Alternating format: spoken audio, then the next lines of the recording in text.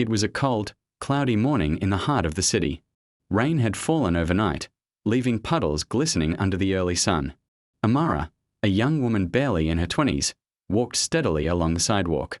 She was heading to work at Starlight Plaza, where she had been cleaning offices since she turned 18.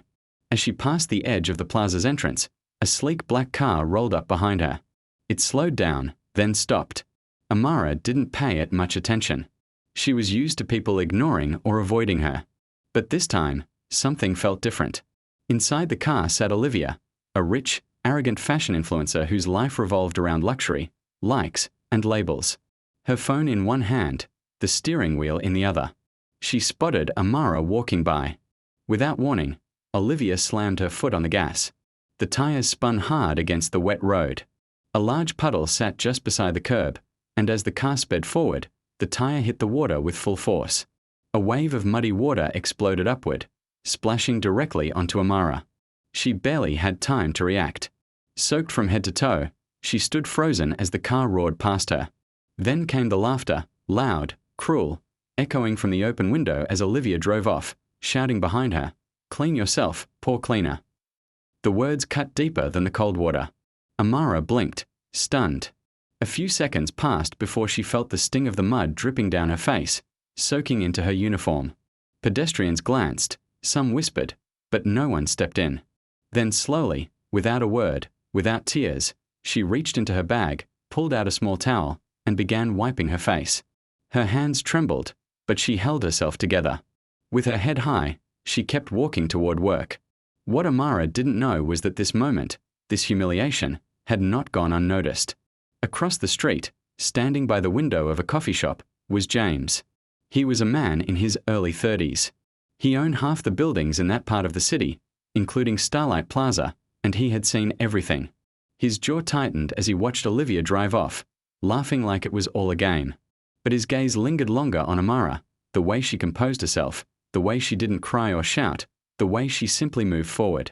Something about her reminded him of someone very dear to him, his late mother, who had once cleaned houses to put him through school. She had faced hardship with quiet dignity, just like Amara. He turned to the barista, ordered a warm sandwich, and handed it to her with a note. "Please give this to the young cleaner who just walked in." The barista looked confused, but nodded. That day, Amara found the sandwich waiting for her in the staff room. No name, no explanation, just a warm meal and a short message. "Keep going. Someone sees you." She stared at the note for a long time, then took a bite. It was the first kindness she'd felt all day. But the kindness didn't stop there. Over the next few weeks, small things began to happen. A pair of brand new gloves appeared in her locker. Then a notebook filled with encouraging words. Sometimes a hot drink left beside her cleaning cart. Never signed, never explained. Amara was puzzled but grateful. She kept working hard, always arriving early, staying late, giving every corner she cleaned an extra polish. Her supervisors noticed. So did her coworkers, and not everyone was happy about it. Jealousy began to stir among some of the other cleaners, especially those who had been there longer. Whispers started. Rumors spread. Some accused her of playing favorites with management. Others tried to trip her up, literally and figuratively. One day, someone even sabotaged her cleaning schedule, making it look like she had missed an entire floor. When confronted, Amara didn't lash out. She calmly showed her supervisor her logbook, her completed tasks, and offered to redo anything that needed attention. Her honesty and dedication spoke louder than any accusation. Soon the whispers faded, replaced by reluctant respect. Then came the biggest surprise yet. One afternoon after finishing her shift, Amara received a letter addressed to her. It wasn't from the company. It was sealed and formal. Inside was an acceptance letter for a full scholarship to study hospitality management at one of the top schools in the country. No sender name, just a final line. "Your future deserves more than mopping floors. I believe in you." Tears welled in Amara's eyes. For the first time in a long while, she allowed herself to feel something beyond survival. Hope. Unbeknownst to her, James had arranged it all. Every gesture, every gift, every opportunity carefully placed like stepping stones leading her forward. Weeks passed. The scholarship had opened a new world for Amara. She was attending classes in the evenings while still working full-time during the day. Her body ached from exhaustion, but her spirit burned brighter than ever. Every swipe of the mop, every wiped surface felt like a step closer to something bigger. She kept her head down, focused only on moving forward. But not everyone wanted her to rise. Unbeknownst to Amara, Olivia's cruel act that morning had been caught, not by someone nearby, but by a security camera mounted high above the plaza entrance. It hadn't captured her face clearly, but it had recorded everything. The car, the puddle, the splash, the laughter. Someone inside the building had leaked the footage. And then, without warning, the video went viral. It started with a single post on a local gossip page. Then another and another. Within hours, the clip had spread across social media like wildfire. Rich influencer humiliates cleaner girl. Olivia strikes again, this time on camera. Who is the woman behind the wheel? Amara didn't know about any of this. She arrived at work that day as usual, unaware that the world was buzzing with her pain. But Olivia knew. Her phone exploded with messages, comments, and calls. Fans turned into critics overnight. Sponsors began pulling out. Her once glamorous image was now stained with shame. Panicked and furious, Olivia tried to control the damage. She posted a defensive statement on her Instagram story. It was just a joke. People are so sensitive these days. I didn't even mean to hit the puddle. But no one believed her. Then came the screenshots of her past behavior, old messages, leaked conversations where she mocked people beneath her status. The public turned on her completely. Worst of all, her father, a powerful businessman who had built much of his empire through appearances, was furious. He saw the scandal as a threat to their family name. He called her in, cut off her credit cards, suspended her from all social media, and made her take down every post. Worse still, he told her she would have to publicly apologize or risk losing everything. Meanwhile, Amara remained oblivious. She continued her routine, cleaning, studying, pushing herself harder than ever. Her supervisors noticed her growing confidence.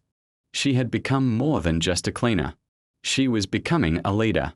Then came the promotion. Amara was moved to the VIP floor, the most exclusive part of the building. Only top executives and elite guests were allowed there. It was a sign of trust, respect, and recognition. She stood in front of the mirror in the staff bathroom, adjusting her new uniform. It fit better. She stood taller. For the first time, she looked like someone who belonged. What she didn't know was that James had personally approved the move. He had watched her from afar for months, quietly admiring her strength, her humility, her resilience. He had never met her face to face, but he knew her heart better than anyone. One afternoon, after finishing her shift on the VIP floor, Amara found an envelope slipped under her locker door. Inside was a handwritten letter. "You've inspired me more than you'll ever know. I want you to know you're not alone. Someone believes in you." This time there was a name at the bottom. James Carter. Amara read it over and over, her breath catching in her throat. The name meant nothing to her at first until she realized whose photo she had once seen in a business magazine back in the break room. James Carter, the youngest billionaire in the country, owner of Starlight Plaza. Her hands trembled. Suddenly, the kindness, the gifts, the scholarship, it all made sense. Tears welled in her eyes, not from sadness, but from gratitude, from awe. All this time, she had thought she was walking alone. Now she knew differently. The next morning, Amara arrived at work with a new sense of purpose. She had barely slept after reading James's letter. It wasn't just the support that moved her. It was the belief behind it. Someone who had everything could have ignored someone like her, but he didn't. And now she carried that truth with her like armor. She stepped onto the VIP floor ready to begin her rounds when she noticed something unusual. People were staring, not with judgment, but curiosity. Some even smiled. Confused, she made her way to the staff break room where a group of co-workers stood around a phone whispering in hushed tones. She leaned in and saw the screen. It was Olivia in front of cameras, dressed plainly for once, standing beside her father. "I want to publicly apologize," she said, voice shaking, "to the young woman I wronged. What I did was cruel and immature. I offer my sincerest regret." Amara's breath caught. This was not the Olivia she remembered. The one who laughed as she drove away soaked and humiliated. This Olivia looked broken, defeated. The video played on behind her. Her father stood silent, arms crossed, clearly forcing her hand. But what shocked Amara most was what came next. Her name is Amara, Olivia continued. I've tried reaching out, but she has not responded. I understand why. I hope one day she can forgive me. Silence followed. Then the comments started flying across the screen. Finally doing the right thing. Too little, too late. Where's Amara? Let's hear from her. Amara backed away from the phone, heart pounding. She didn't want revenge. She didn't want attention. She wanted peace. But the world had other plans. By lunchtime, messages flooded in from coworkers, strangers, even reporters. Everyone wanted to know how Amara felt about Olivia's apology. She stayed quiet until James reached out. That evening, a message arrived in her inbox. Meet me at the plaza entrance. 6 p.m. Just come as you are. No explanation, no pressure, just an invitation. At exactly 6, Amara stood at the spot where everything had begun. The puddle long gone, the sidewalk dry. And there he was, James. He stood beside a sleek black car, not unlike the one that had changed her life weeks ago. Only this time, it brought no fear, only curiosity. He greeted her with a simple nod. You handled everything with grace, he said. More than anyone would have. Amara looked at him, unsure of what to say. I never meant to cause any of this, she finally whispered. I know, he replied. That's what makes you different.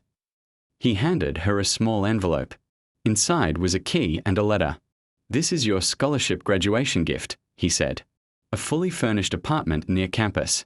You don't have to commute anymore. You deserve comfort. You deserve peace. Tears welled in her eyes again. She looked up at him. Why me? She asked softly. James smiled. Because sometimes the strongest people wear the humblest clothes, he said. You reminded me of who I wanted to be, not the man I am. From that moment on, their bond shifted from secret supporter to open admiration. He became her mentor, her friend, and eventually something more. Over the next year, Amara completed her studies with honors. She was promoted to head of hospitality training at Starlight Plaza.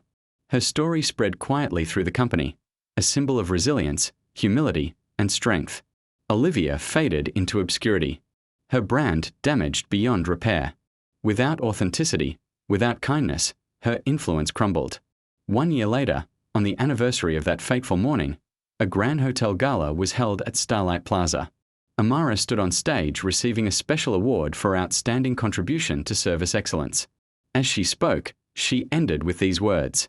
I used to believe that life was about surviving whatever was thrown at me, but I've learned that sometimes the mud we walk through leads us to the light we never knew we deserved. She looked into the crowd. James sat in the front row, smiling proudly.